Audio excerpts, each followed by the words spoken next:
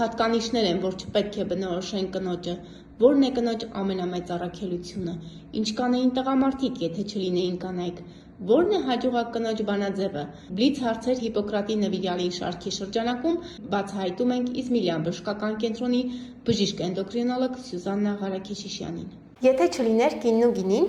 կարծում եմ որոշ ջերմություն կպակասեր մեր շրջապատից։ Հեշտ է կնոջը բացահայտել։ Կնոջը երբեք հնարավոր չի մինչև վերջ բացահայտել, որովհետև կինը երևի ինքը թույլ չի տա մինչև վերջ բացահայտվել։ Ինչ հատկանիշներ չպետք է բնորոշեն առհասարակ կնոջը։ Կարծում եմ անտարբերությունը եւ դավաճանությունը կամ անհավատարմությունը։ Տղամարդու որ քայլը կհիասթափեցնի ձեզ։ Այն նույն քայլերը, այն անտարբերությունը եւ կրկին անհավատարմությունը։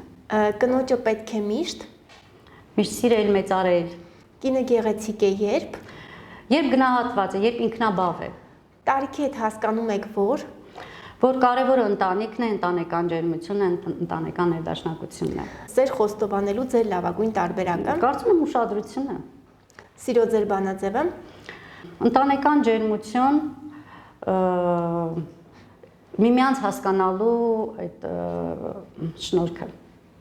Ընտանեկան հարաբերություններում ինչն է ձեզ համար ամենակարևոր, այսպես ասած, գրավականը։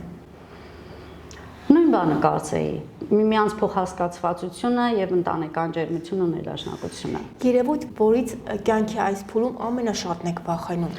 Վախենում եմ պատերազմներից, մարդկային կորուստներից։ Եվ վերջում շարունակեք միտքս, եթե կինը փնտրում է վեճի պատճառ, ապա անպայման կգտնի, ուրեմն ինչ որտեղ հասկացված չի, ուրեմն ինչ որ խնդիր ունի։ Շնորհակալ եմ բժշկուհի, շնորհակալ եմ անկեղծ եւ անմիջական պատասխանների համար եւ եթե ունեք խորհուրդ մեր հայ կանանց, հայ մայրերին, որպես արդեն բժիշկ մասնագետ, սիրով։ Շնորհակալ եմ մեկ անգամ եւս, ես ուզում եմ, որ կանայք ուշադիր լինեն իրենց հանդեպ, որովհետեւ գիտեմ, որ հայ կնոջը մանավանդ բնորոշ է նվիրվածությունը, մինչեւ վերջ տրվել է իր երեխաներին, ընտանիքին, ամուսնուն։ Կուզենամ, որ մի փոքր իրենց վրա ավելի ուշադիր լինեն եւ չդիմեն այն ժամանակ, երբ որ արդեն դանակահասել է ոսկորին։ Գնան հերթական ստուգումներին, անտեղի մեկ անգամ եւս դիմեն բժշկի, գոնե լաբորատոր, գոնե գործիքային որոշ հետազոտություններ անցնեն, որպեսզի մնան տեսադաշտում ու իրենք եթե լավ լինեն, ապա իրենց շրջապատը, իր ընտանիքը նույնպես լավ կլինի։ Շատ շնորհակալ եմ բժշկուհի, շնորհակալ եմ դրական եւ ջերմ զրույցի համար։ Ես եմ շնորհակալ։